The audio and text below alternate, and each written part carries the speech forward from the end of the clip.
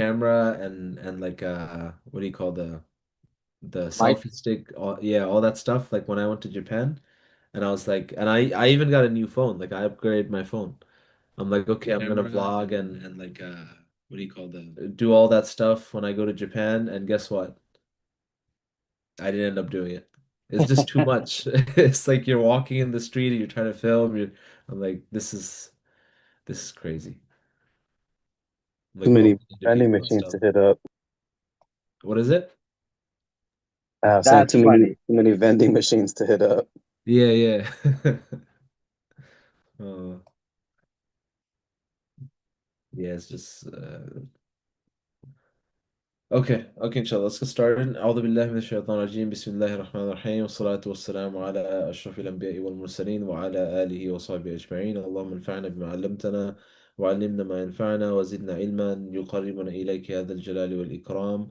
وصل اللهم على سيدنا محمد وعلى آله وصحبه وسلم تسليما كثيرا. Okay, so last week we started on the discussion of the Aqidah discussions regarding the Qur'an. So we read the part from Imam Tahawi. Let me just pull it up real quick. Um, and you will see that this topic specifically is a very long section in classical statements of Aqidah. So the way that before Aqidah was a formal science, as you know, most of the sciences of Islam, like Arabic, like Hadith, like all these things, right? These weren't formalized at first. Even fiqh, it wasn't formalized. Of course, the fuqaha were, they were using like uh they were using technical terms, they were using some type of theory to arrive at fatwa, right? Like to give people fatwa. It wasn't just random. The people that were giving fatwa at random, they sort of died out and people didn't find much use for them, right? Because if you don't have any principles on how you're giving a ruling to somebody, then one day you're going to give one ruling, and then the next day the same ruling contradicts the one you just gave. Okay? Or there'll be tons of inconsistencies and contradictions in your body of fiqh. So one of the miracles of the fuqaha, the four schools, is that all of their masail, they make sense. They're not self-contradictory within the madhab, with the principles of the madhab, right? So, but anyway, these things come later. This formalization of writing down the actual rules, like usul al-fiqh, like the terms, making it a science. The Sahaba didn't have these things. I mean, the Sahaba didn't have, for example, the science of the Arabic language because they were fluent in the Arabic language, right? They didn't need the science of hadith because they had the entire subject of hadith. They could just go up to him and ask him a question. Okay? They didn't need aqidah, the science of aqidah, like the proofs of God, this and that, because they were seeing a living proof of God. And they were seeing the Prophet ﷺ performing miracles. So, but as the generations went on, even in the early generation, things weren't formalized, right? And maybe towards the second and third centuries, you start getting these types of schools like the Asha'ira and the Maturidiyya and the Athari, Ahlul Hadith, Hanafi, Shafi'i, so on and so forth. Why did they pop up?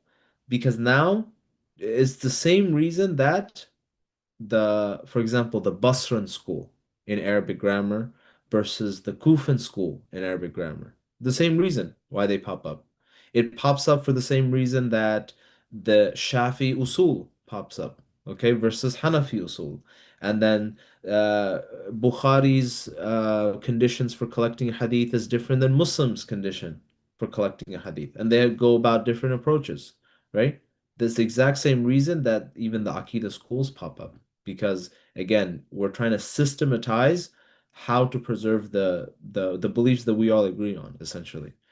So one of those beliefs that you'll find in early books of Aqidah, and they aren't really books, they're like creeds, right? Just statements, like letters. Okay. Like Imam Bukhari, somebody would be asking him, what's the Aqidah that you're upon? So Imam Bukhari would write something small and send it to people. Okay. And when you read these early statements of Aqidah, you'll see that a large section of it is devoted to saying that the Quran is uncreated. Okay? The Quran, kalamullah, غير مخلوق. It keeps on repeating it. Okay. Now you're living in 2025 and you're like, well, I expected Aqidah to be like, the event Brother Omar went to, like so nice and about Allah being loving, this and that, and or opening my mind to the proofs of God or whatever it may be, right?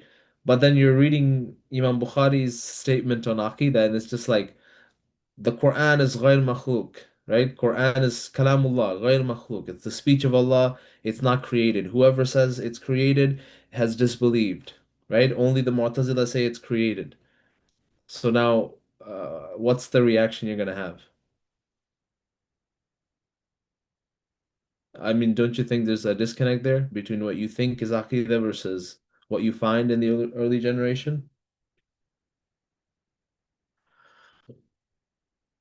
So I would say there is some type of disconnect, right? So we have to understand, why is this question so important?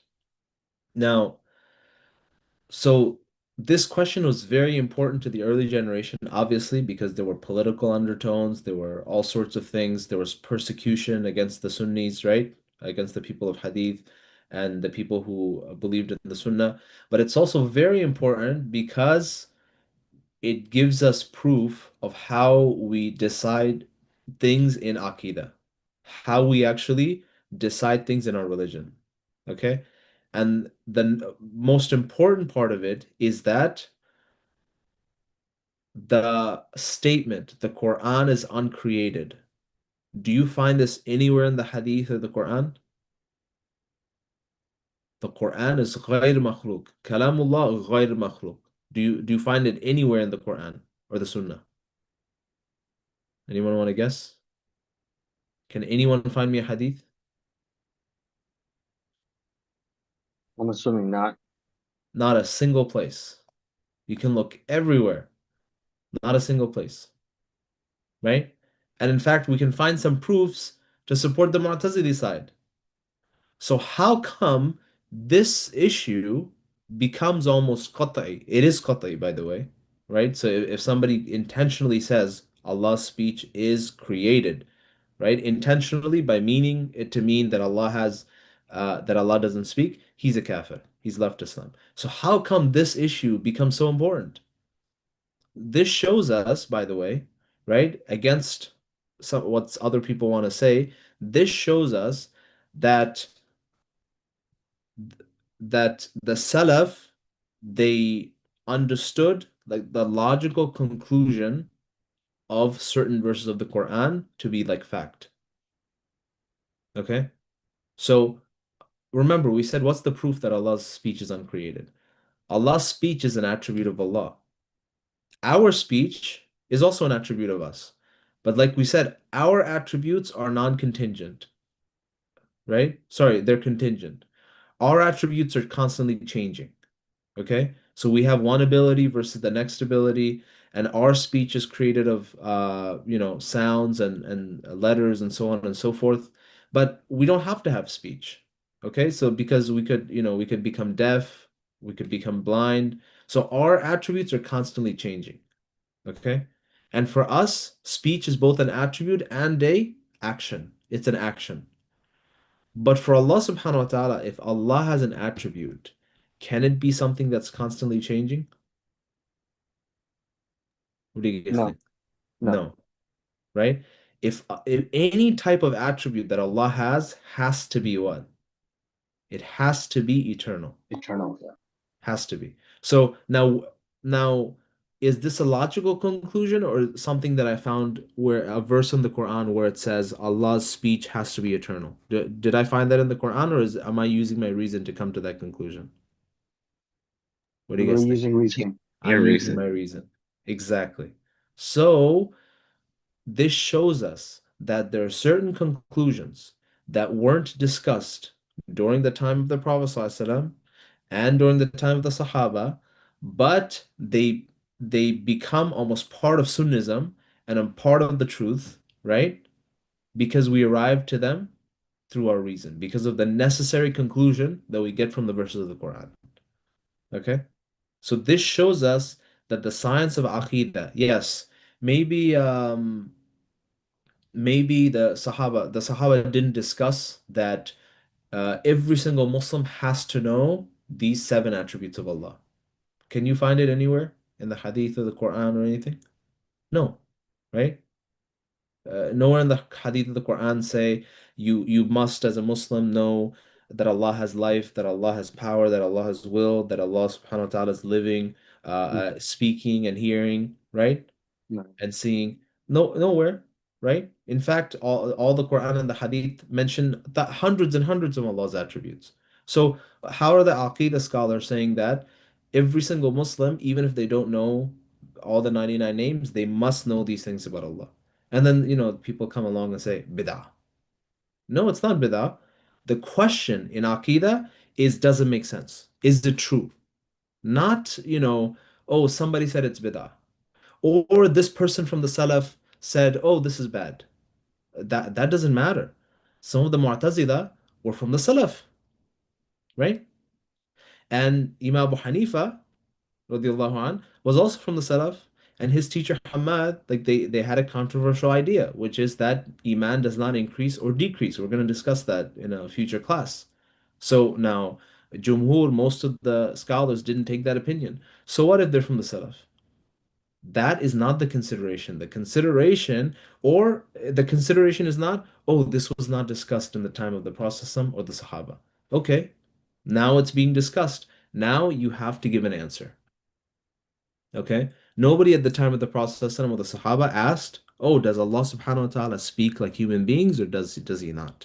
Is Allah's speech an action or just an attribute? Nobody asked that. Okay. But when the fitna broke out and people were asking these questions and they were persecuting people based on these questions, now the scholars have to reply. Okay. And they have to reply intelligently. So why didn't kalam exist at the time of the Sahaba? Very simple answer is that those questions were not asked, right? Those questions were not asked. And if people asked those questions, there was a problem because you didn't need to ask those questions. How can you ask for the proof of God when you have literally the proof of God standing before you, the Prophet ﷺ? Okay?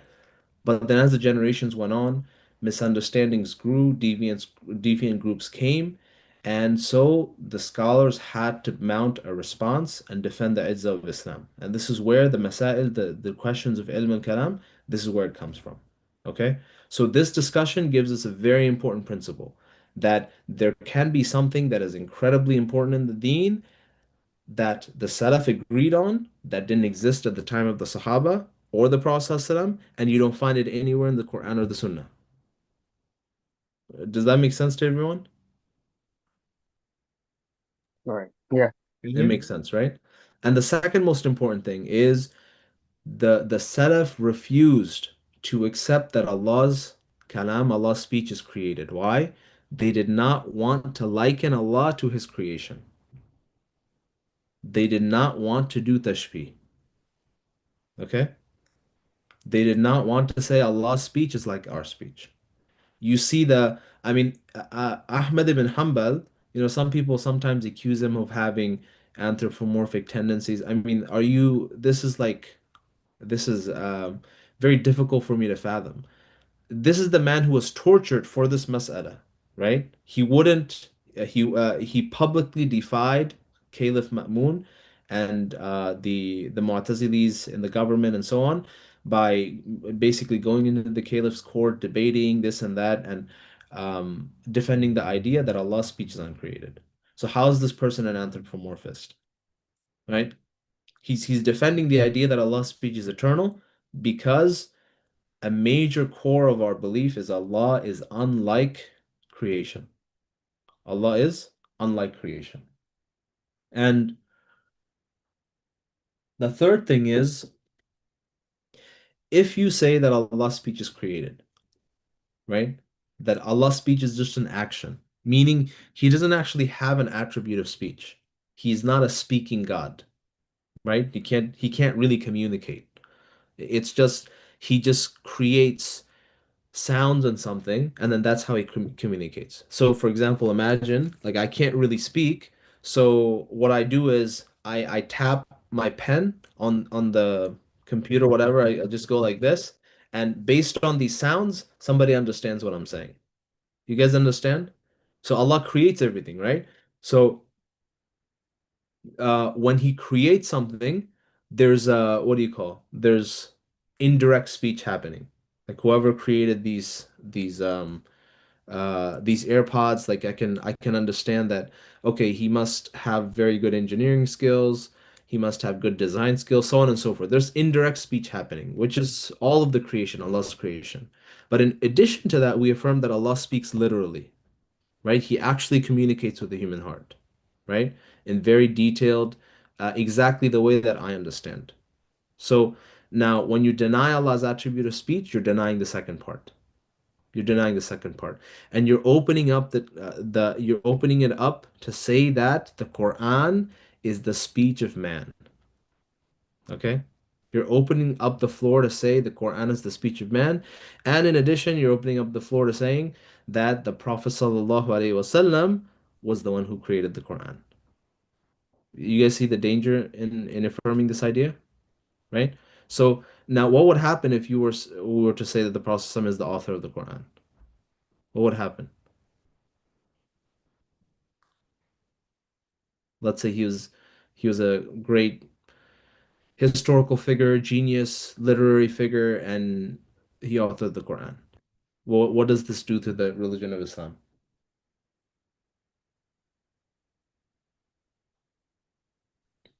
Presents a lot of issues, I think. A lot of Right? issues, right? A Yeah. lot of issues. A lot of issues. I mean, it basically negates the idea of revelation. It Right. negates the idea of revelation. It negates the idea of the timelessness of revelation, the timelessness of it. Okay? So there are people today that say the Quran is relevant for the 7th century, not for the 2025. We just take the principles in the Quran and we apply them in 2025. But the details, like hijab, this, that, that's for the 7th century. That's an idea that has a genealogy to this issue. You see? And not surprisingly, the people that hold that idea in the modern world, guess what? What Aqidah do they follow? What do you think? Are they Sunni or are they Mu'tazili? They're Mu'tazili, okay? And most by the way, most Iranian Shias are Mu'tazili. Okay, so when they study Kalam, when they study theology, their tradition has remained Mu'tazili.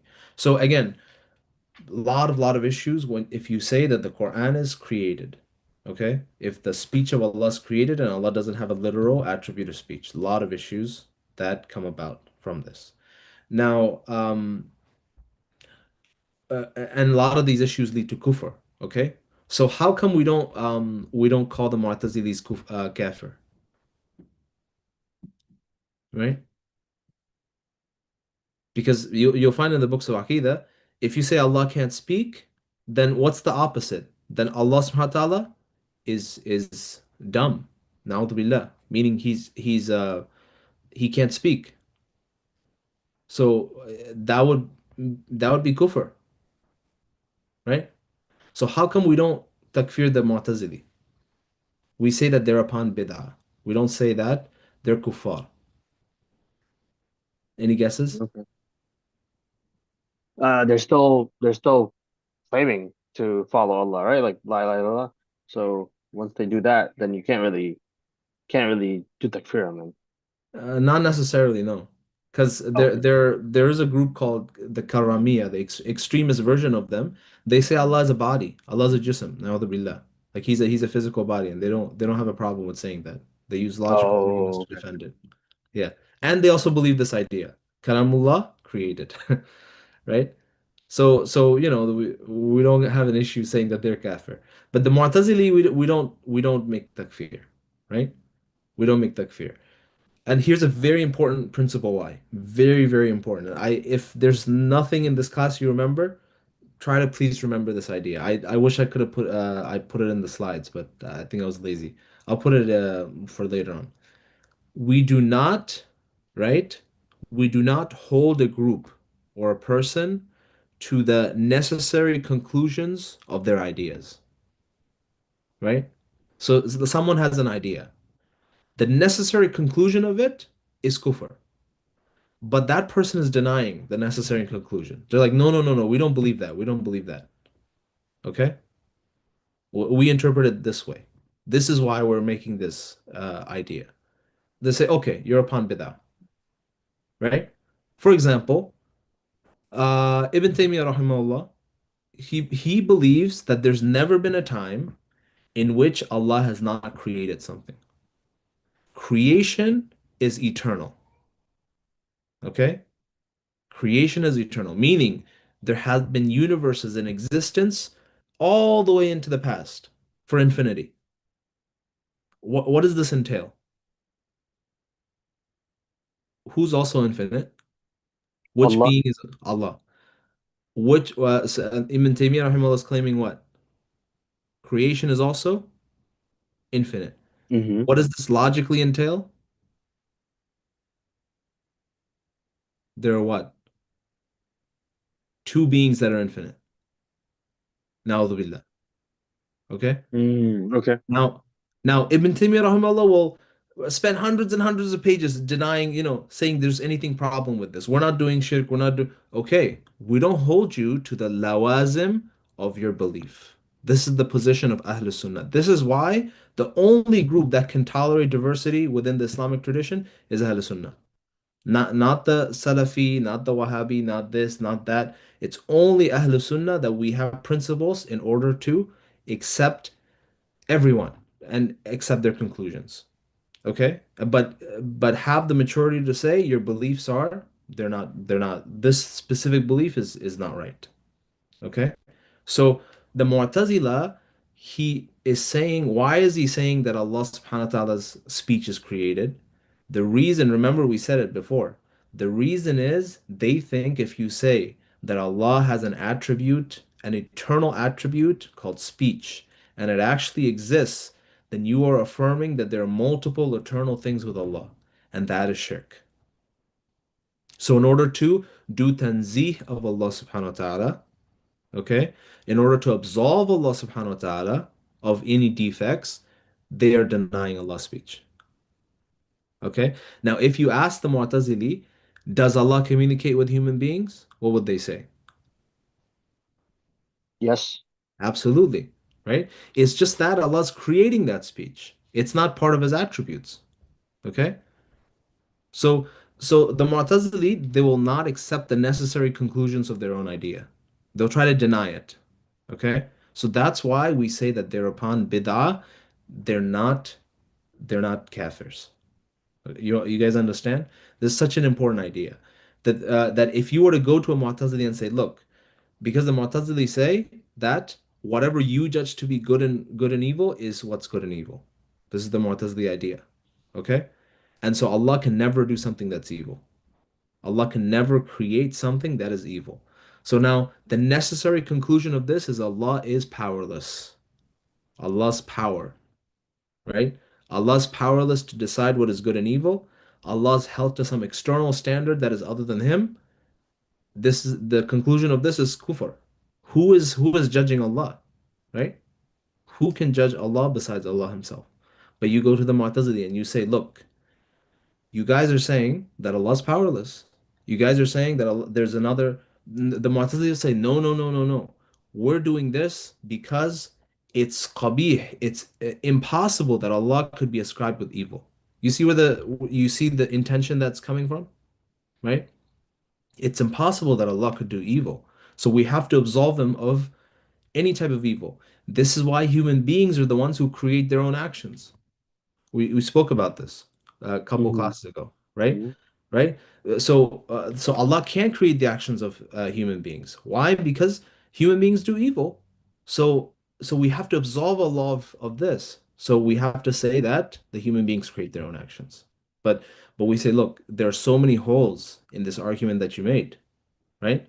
And some of it leads to kufr. The Mu'tazili is like, no, no, we deny that. We deny the necessary conclusions of those. You're misunderstanding us. So we say, look, you're upon bid'ah, right? You are upon an idea that is an innovation. As we said, there's a ijma along the Salaf, everyone, the Sahaba, that Allah creates all of our actions. He creates everything. Okay, He's the only creator in existence. So, but this is the reason why we don't call them kafir. Okay. So anytime you see people online like just casually throwing out kufr this, kufr that, Ibn Arabi is a kafir, Ibn Taymiyyah is a kafir, this kafir, that kafir. I mean, it's very ridiculous, right? It's very ridiculous. Because if we don't call the Mu'tazila kafirs, who are you to call somebody else a kafir? Like really? Okay? But there are certain things that, obviously you would consider kufr. We spoke about them before. Shall also review those lectures. Like if if you see somebody prostrating to Ganesh, Muslim, and he says, like I'm doing this out of the love of my heart to maintain peace and God wants peace. Do you think this is a valid justification?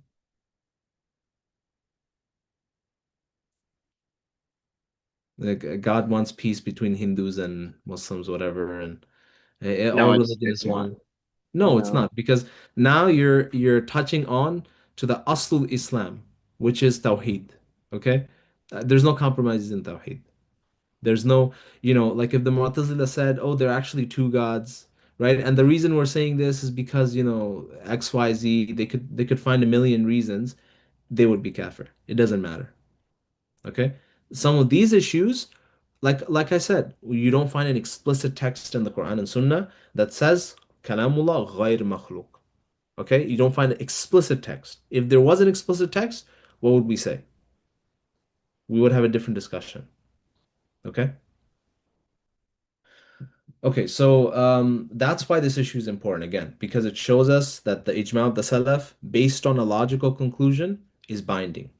It's binding. So yes, the science of Aqidah, the sciences that come later on by the ulama, usul al-fiqh, all these things, they are preserving the teachings of the Prophet ﷺ and the Sahaba.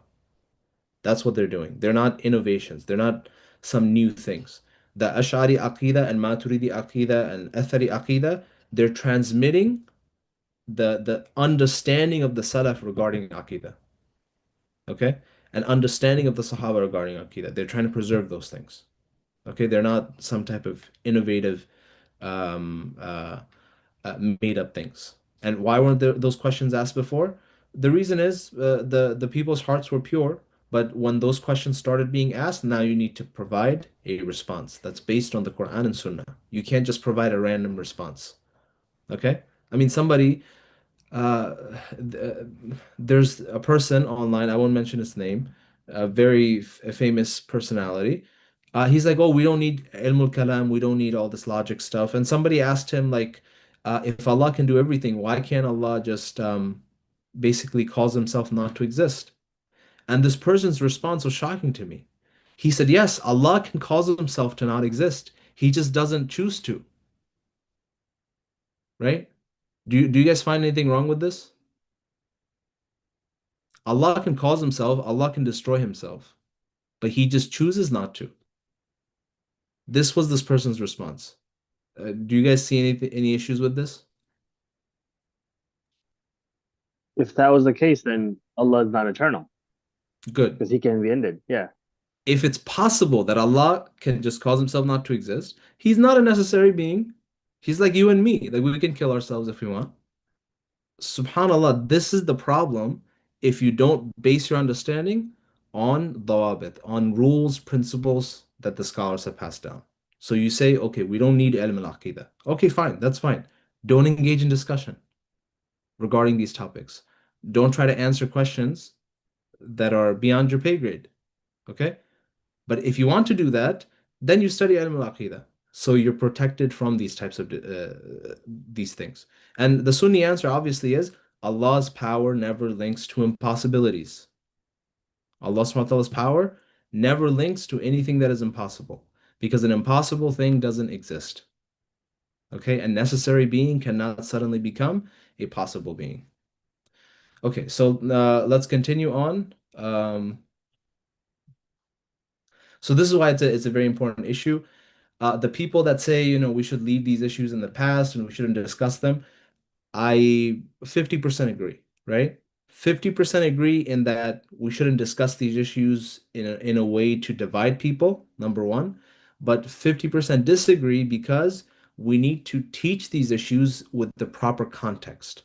Why these issues were important in the past, right? And how they relate to us, the discussions that we're having today in the present. Okay? So that's why we should study them. And like I said before, there are departments all across the United States studying Plato, Plato's Republic, Aristotle, this, that. Like they preserve their tradition. So we have to preserve our tradition too. Okay? If we don't, the liars and the manipulators and people that know how to read these books, they will start confusing people. As we saw happening, you know, as we see happening today, right? So that's why we have to preserve these discussions for future generations to get an accurate picture so that people can't manipulate these discussions to divide the Muslims. Okay? All right, so let's go over why the Sunni view is the correct one and responding to the Mu'tazilis. Okay. So we have in the Quran Surah Tawbah. So we have many nusus, many. When I say nusus, there it means text. Okay, a text from the Quran and Sunnah. So we have many nusus that indicate Allah's speech is an attribute of Him. It's not just an action. Okay, and if it was just an action, Allah would always use the present or the past verb whenever He describes speaking to somebody. Okay? But that's not what we find in the Quran. We find the noun, okay, speech of Allah. The noun being attributed to Allah. Okay? So remember, we explained another principle in a previous class that whenever we have a noun being attributed to Allah subhanahu wa ta'ala, what's the immediate thing that we have to do? We have to go through a couple things, right? If that noun is denoting a deficiency, that's not an attribute. Okay? Nasullaha fanasiyahum. Here, verb is being attributed, forgetting. So in this issue, forgetting would not be an attribute of Allah subhanahu wa ta'ala. It has to be some type of metaphorical meaning. Okay? But here, kalam Allahi. You guys can see the thing, right? So here, kalam Allahi, the speech of Allah. So is there anything wrong with us attributing speech of Allah? Like, is there a defect here? The attribute of speech? If somebody has the attribute of speech, is it a defect or a perfection? It's not a defect. It's not a defect, it's a perfection, right? Okay, so وَإِنْ أَحَدٌ مِّنَ الْمُشْرِكِينَ اسْتَجَارَكَ فَأَجِرْهُ حَتَّى يَسْمَعَ كَلَامَ اللَّهِ. If any of the polytheists seek your protection, then grant him protection so that he may hear the word of Allah. So here Allah is directly saying that His kalam is an attribute of Himself. And if it's an attribute, it has to be eternal. إن هذا إلا قول البشر سأصليه سقر. And so Allah subhanahu wa ta'ala gives a very stern warning to people who say that this book of mine, this kalam, is the kalam of bashar, is the human speech, is only human speech, which the Mu'tazili position would ultimately lead to. Okay? Because the sounds and shapes in the language, they're all created by human beings, right? And the Mu'tazili say that, well, human beings create their own actions. So based on their own idea, the Quran would be human speech. But they say no, this speech is special. God creates the speech in the Prophet ﷺ, and that's the Quran. Okay, but ya Mu'tazili, ya akhi, why are you making an exception here? Right? So, so Allah subhanahu wa ta'ala warns people in Surah Muddathir that whoever says illa qawlul bashar, this is only human speech, sa'uslihi saqar. We shall put him in the hellfire. Okay? And we have Imam Shafi and many of the Salaf who clearly said, Man qala al-Quran makhluq fahuwa kafir billahi al-azim. Right? Fahuwa kafara billahi al-azim. So whoever said that the Quran is created, then he has disbelieved in the majestic Lord, Allah subhanahu wa ta'ala. And we can bring like a lot of texts on that. Okay. So remember, the rationalists, the Mu'tazila, they said that again they're called the rationalists, but the problem with them was they were using reason but not using it correctly. Okay, they were getting two wrong conclusions. This is why the Ashari and Maturidi schools you find them coming up, and they're using reason properly to defend the beliefs of the Sunnah. So they said that if you have attributes of Allah, then this leads to multiple eternal things. Okay, we're affirming multiple eternal beings with Allah subhanahu wa ta'ala. So they would say they have the similar belief to the Christians, which is that Allah's essence is simple. Allah's essence is one. There are no attributes to it. But based on how Allah's essence relates to creation, that's when we can say that Allah is hearing, Allah is seeing, Allah has power, Allah has life, right? It's just our judgment of Allah's essence. So the attributes of life, power, hearing, seeing are not actually there on the essence. It's just our perception of it. You guys understand? So they're not completely denying that Allah has attributes. They're accepting the conclusion that Allah is seeing, Allah is hearing, Allah is living, right? Allah subhanahu wa ta'ala is powerful. They won't deny that, but they're saying Allah doesn't have this extra attribute called power. Okay? Remember what we said was an attribute? An attribute is a meaning that's added onto the essence. It's an additional meaning on top of the essence. This is what the Mu'tazilis are denying.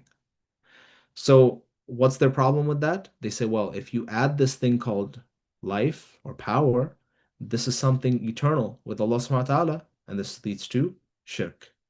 Okay?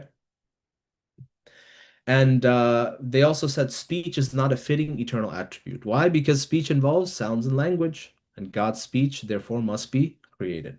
So, what is the Sunni response? The response is, oh, I'm not even presenting. I'm sorry. Yeah. So, the response is that I know this is shocking to you guys. It's okay to have multiple Eternals. It's totally fine, right? There's nothing in reason that says you can't have multiple things that I can refer to in my mind that are eternal. What about the knowledge of Allah? Like, for example, Allah knew you before you were created. Yes or no? Yeah. Is that knowledge eternal? Yeah. Yes? No problem, right? Mm. No problem. So but that fact, the piece of information is part of eternal knowledge. Okay? So it's fine to have multiple eternal things, but they can't be multiple eternal essences. Okay? Because look, when I refer to Omar, I don't say, hey, goatee guy. I don't refer to Omar because he has a goatee. That's just an attribute. I refer to Omar's essence. Okay? You don't say because Omar's wearing a different shirt today that now it's a different Omar. Or Omar's wearing something else, it's a different Omar, different person. No, attributes, there can be a million, billion, trillion attributes. It doesn't matter. What matters is the essence. What matters is Omar still there or is he not there? Okay? So let's say Omar is wearing like 200 different types of interesting clothing, bits, tidbits, bracelets, this and that. Okay? And then the next day, he's wearing 200 other things. Does it change the being called Omar? No. No, Omar's still there. But let's say somebody, Rizal comes along and he's wearing the exact same stuff that Omar's wearing. Is it still the same person? Not two different people. No, two different people. The essences differ. So we can have multiple eternal attributes. We just can't have multiple essences, right? And the reason for this is because Allah's attributes, yes, they're eternal, but they don't exist by themselves. They exist because of Allah's essence.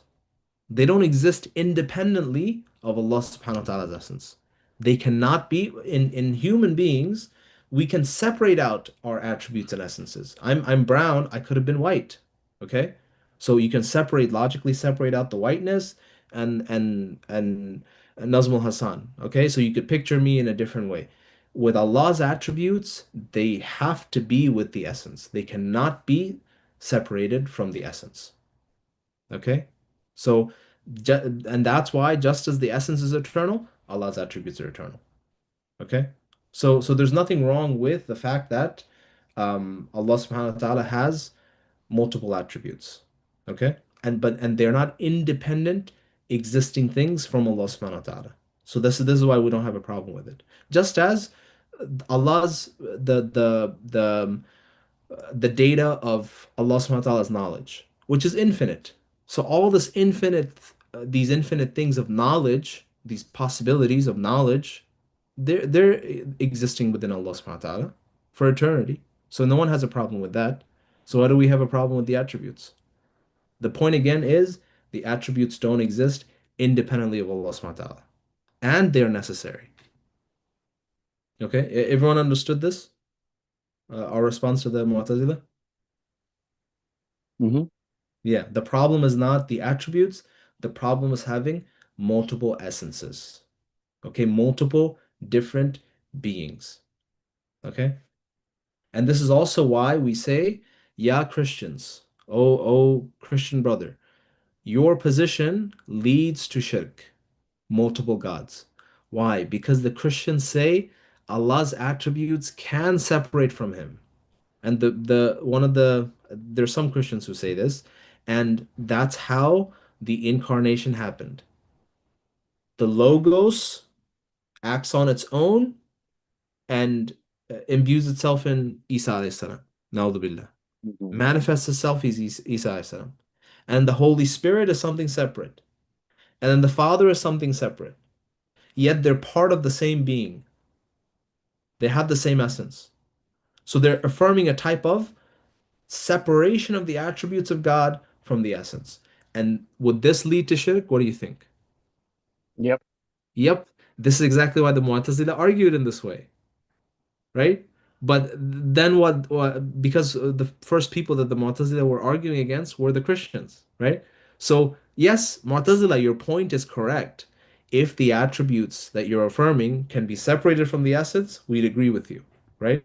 But it's impossible to separate Allah's attributes from his essence. I mean, do you think power is some type of meaning that can just it's a different being? No. Power is just a description of the essence. It's an added meaning. Okay? So that's fine if that description of the essence, that added meaning, that thing we call power is eternal with God. Okay? Because it doesn't exist independently of Allah subhanahu wa ta'ala's essence. Okay. Now, the second issue is their fault in defining speech with just sound. I mean, we'll see that the Ahl Sunnah were much more thorough and logical when it came to understanding what the true nature of speech. Is speech just sound and letters, or is there something else? And we're going to look at proofs from the usage in the Quran, proof from Arabic, proof from rational evidence. They all point to the fact that speech is not just sound and letters. It's just sound and letters is just a form of speech. It's just one form of it. But the core form of speech, what it all goes back to, is this thing we called kalam nafsi, the internal meaning, the maqsood, what you're trying to convey. And this thing, right? Can you touch it? Can you feel it? Like, can you guys see or touch or feel what it is that I actually want to talk to you about in the next 5 minutes? No. No. Even if you did a brain scan, you wouldn't be able to do it. So where is this strange, we don't know, but it's there. Is it there or not? What do you guys think? There's this internal thing called internal speech that's there in every single human being, Mm-hmm. right? Yeah. That is what speech actually is. It's not my sound waves and this or that. Because look, I can talk to you in sign language. And if you guys knew sign language, you would understand me. How's that possible? I could speak in Chinese, I could speak in Arabic, you would get the message. How is it possible that the message is independent of the medium which I communicate with you? The only way that would be possible is if speech is kalam nafsi. It's the internal meaning that I want to convey. Okay, so let's look at the Quranic usage. Allah subhanahu wa ta'ala says He's affirming different modes of speech. وَمَا كَانَ لِبَشَرٍ أَن يُكَلِّمَهُ اللَّهُ إِلَّا وَحْيًا أَوْ مِنْ وَرَاءِ حِجَابٍ أَوْ يُرْسِلَ رَسُولًا. So here Allah affirms three modes of speech, three ways that Allah speaks to mankind. That it's not appropriate for Allah to speak to mankind, to human beings, except behind a veil, right? Behind um, some type of translation, okay? Some type of veil or min wara'i hijabin, through revelation behind a veil, or to send a messenger. So there are three types of speech that Allah is saying here, and there are more. There are more types of speech that we affirm in our aqidah. Things, for example, ilham, which is a um,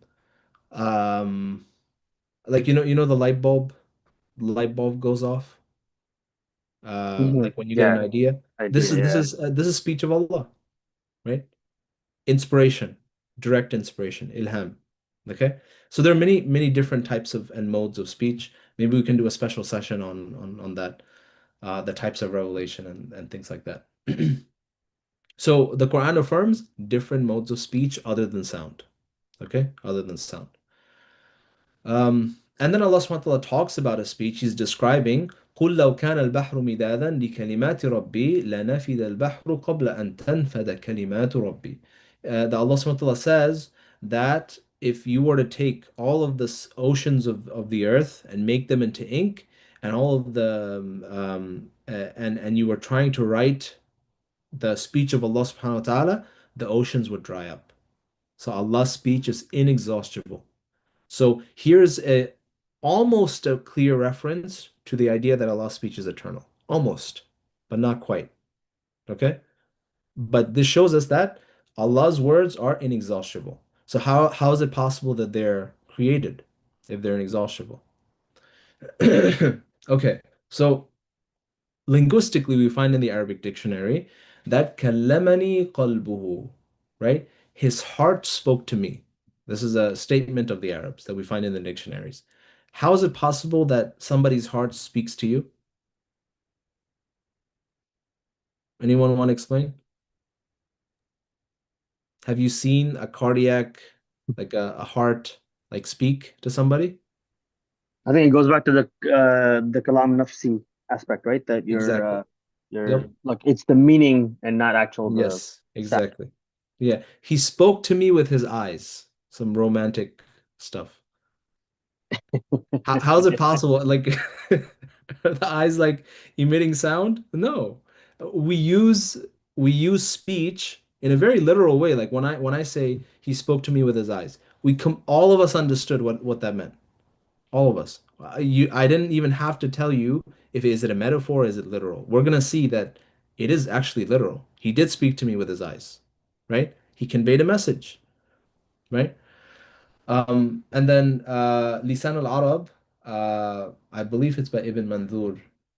Yeah, Lisan al-Arab. So he defines al-kalamu ma kana mufidan min al-aswat. Okay, so he defines speech as things within sound that are comprehensible.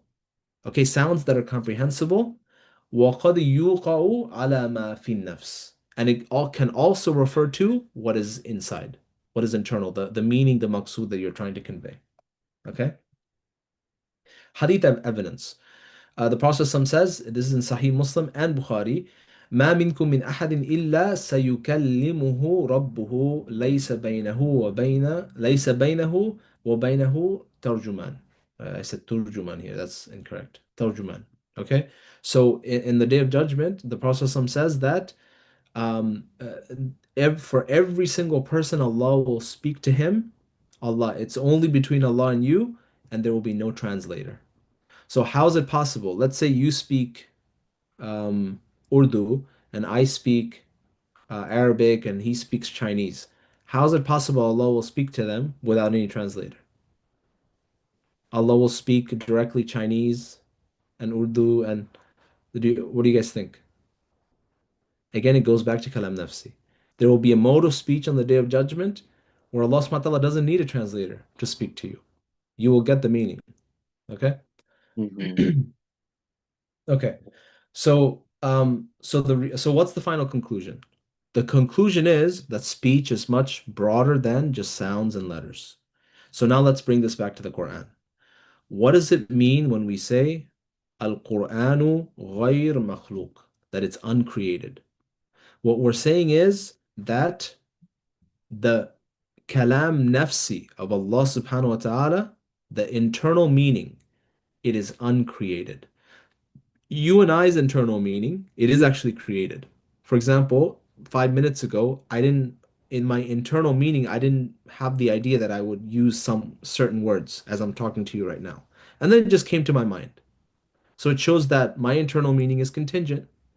But Allah subhanahu wa ta'ala's kalam nafsi is infinite, it contains infinite meaning, and it's eternal. And it points to all of the items of His knowledge. You guys understand? Because speech points to what? Like when I'm speaking, what is it pointing to? Like what am I trying to show you? Some elements in my what? In my knowledge, right? Right. Like something I know I'm trying to convey to you. Hmm. Got it?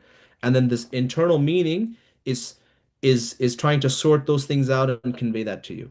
Now, this is not like a mechanical process, right? It's something we don't really understand how it's happening. With Allah subhanahu wa ta'ala, his eternal kalam nafsi, eternal speech, is pointing to all of the elements of his knowledge, okay? And it's uncreated. And the Quran is a reflection of that kalam nafsi. Just as I say, this book is the speech of Sheikh Musa Ferber. Sheikh Musa Ferber is the one who wrote this book, or Sheikh Musa Ferber is the one who dictated this book. Is that literally true? Like, if you were to like go down to the weeds, like did this specific copy that was probably printed somewhere in China, like these ink, right, that was printed by computer, like did Sheikh Musa Ferber like handwrite every single one of these things? What do you guys think? Obviously not. No. Obviously not. But I'm using it literally. Look, this Sheikh Musa Ferber wrote this book. I'm using that literally, Hmm. right? Sheikh Musa Ferber said in this book, is it literal or metaphorical? That'd be metaphorical. He No, no, it's he. literal. It's literal in the sense that I'm referring to what? The actual like characters that Okay, the blotches on the meaning. page, Right, the right. meaning good, Yeah, okay, right? yeah, the meaning. Right, So right. when I'm talking to you and I'm discussing this book, oh look, Sheikh Musa Ferber said that there are three forms of prayer during peril. Now, did Sheikh Musa Ferber, am I referring to like the actual ink blotches on the page? No, No, I'm referring to the kalam meaning. nafsi, the internal meaning. Good. And whenever we use the word speech, that's what we're always referring to. So now, if we're always using it in that way, then it's literal. It's literal. So that's why we can say that the Quran is the literal word of Allah subhanahu wa ta'ala and it's uncreated. Yeah. You guys understand? Yep. Yep. And Yep. this is how we resolve it. Not the specific ink blotches on the pages of the Quran that were copied by a copyist. This is not what we're referring to. This is not uncreated. Okay? And Imam Bukhari even tells us that the love, when you're reciting, the actual sound waves are created. Imam Bukhari clarifies that to us. So what is uncreated is the kalam nafsi, the internal meaning. And this is also why we say the Quran has infinite meanings. Infinite meanings, right? Because where's the picture? Right. Because it's as if on a very dark night, a clear night, the moon and the stars and the Milky Way is being reflected on the surface of a very clear lake. Okay? So you can find the entire universe on the surface of the lake. You can always find something new on the surface of the lake if you were to pay attention to the lake. The physical Quran that you have in your shelf is like that lake. Okay? And the uncreated aspect of it is like the Milky Way and the stars and so on being reflected on that lake. Does that analogy make sense to you guys?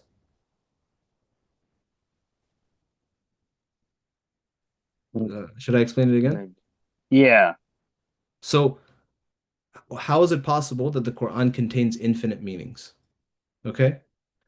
The physical Quran that you have, right, in your hand, it's like the surface of a clear lake on a starlit night.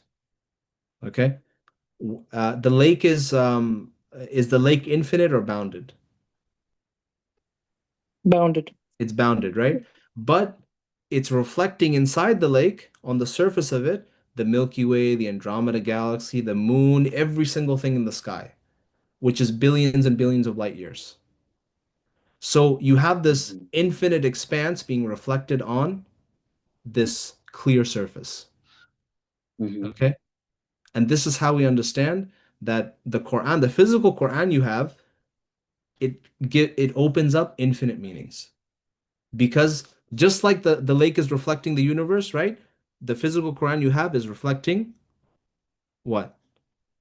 Allah's kalam nafsi. Allah's kalam nafsi, good, which is eternal. And this is why one person could read the Quran, they're like, oh, okay, I understood it. Okay, fine. Another person could read the Quran, like Imam al-Razi, and he could derive 70 benefits from the Fatiha. And he could write a 700-page book on the Fatiha. You see? Oh, So yeah. this is why the benefits of the Quran are inexhaustible, because it's referring to this infinite attribute of Allah subhanahu wa ta'ala. Okay?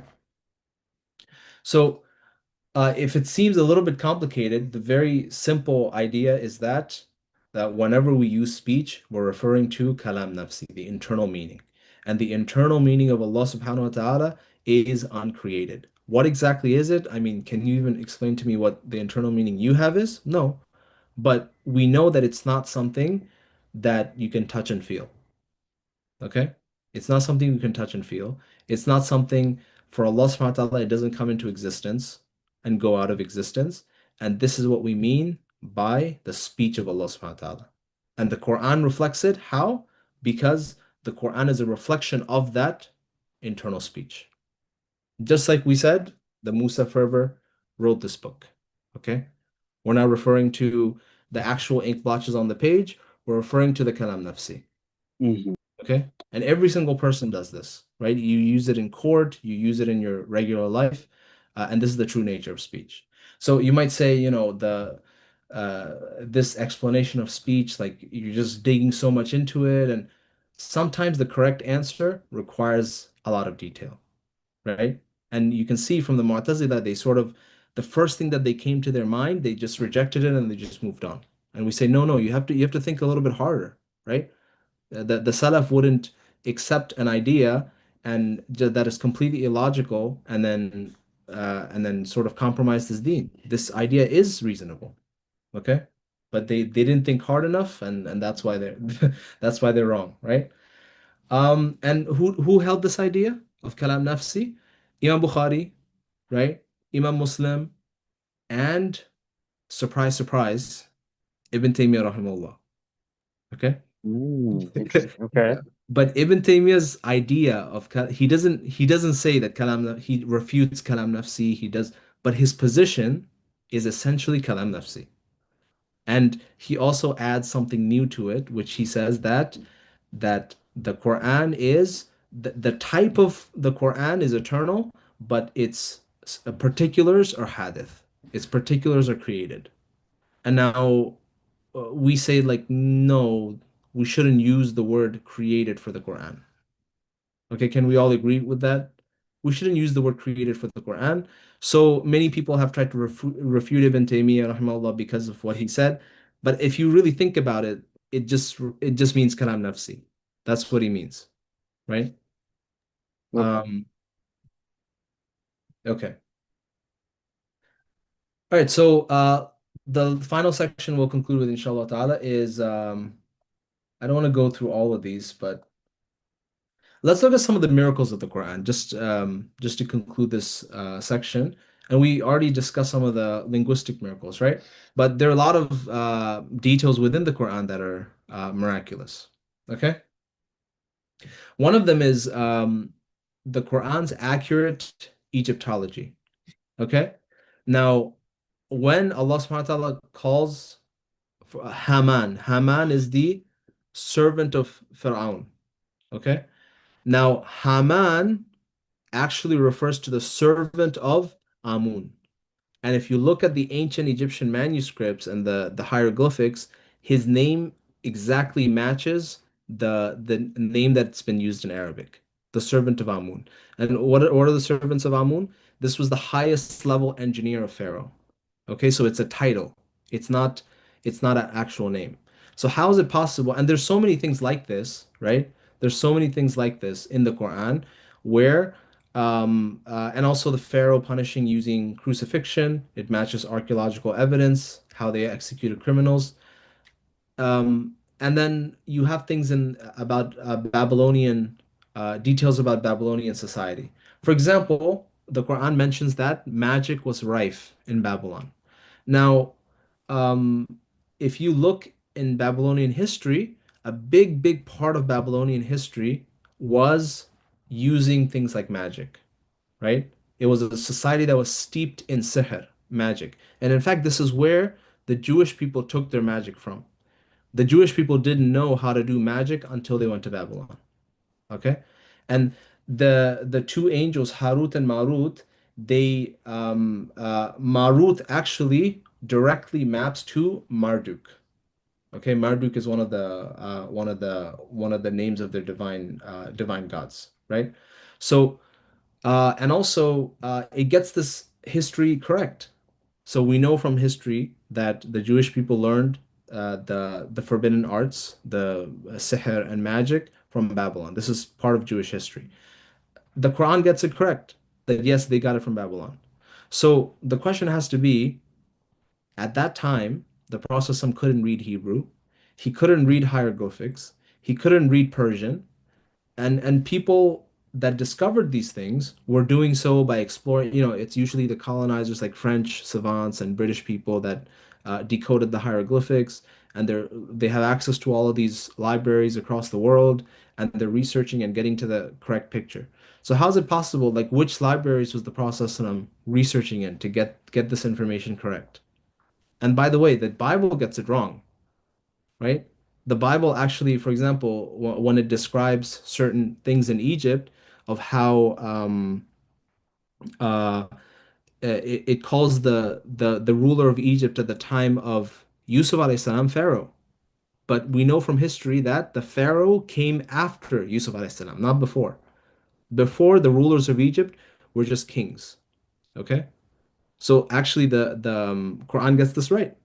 Quran says Aziz, that Azizul Misr is the one who takes Yusuf alayhi salam in, not the Pharaoh. The Quran only uses the word Pharaoh after the story of Yusuf alayhi salam. So it gets the historical detail 100% correct. So question is, who is telling the Prophet ﷺ all of this stuff? Where is he getting this from? Like I watched a YouTube video to get this. Or there are scholars who spent their entire lives digging into hieroglyphics and things like that to get these details. Where's the Prophet ﷺ getting it from? Right? Only one Hmm. source, the creator of the Allah. world, right? Yeah. And this is very, very important, very cool detail. Uh, Pyramid texts speak of the heavens and earth mourning a righteous pharaoh. That the heavens and the earth they weep for a pharaoh that has passed away. And the Quran talks about Pharaoh and says, "Neither do the heavens and the earth weep for them." The heavens and the earth don't weep for you, right? An exact replica of the text in these ancient Egyptian pyramids. Okay, so was the process some like before, Na'udhu billah, he was writing this verse. He's like, what would be a really good refutation and like a rebuke of Pharaoh? Well, I need to say something that will really make him mad. So he goes to the pyramids and he's investigating all the hieroglyphs and he sees this pyramid text, right? The heavens and the earth weep for a righteous Pharaoh. Oh, I could say neither the heavens and the earth weep for them. No, ridiculous. Allah subhanahu wa ta'ala is saying this, right? Allah knows what the Egyptians do in their culture, and Allah is rebuking Pharaoh. So if a person in Pharaoh's time read the Quran, they would find this rebuke. You see how cool that is, right? If Pharaoh Mm. lived during the Prophet ﷺ's time, he would feel rebuked by this verse that the heavens and the earth did not weep for them. Okay, so we spoke of accurate titles, and there are many other things in the Quran, the prediction of the Roman victory and so on and so forth. But we don't have time to get into it. But this shows us, the miraculous nature of the Quran. So with that, okay, we ended with 5 minutes left. All right, not the early class that I hoped. But anyway, any questions?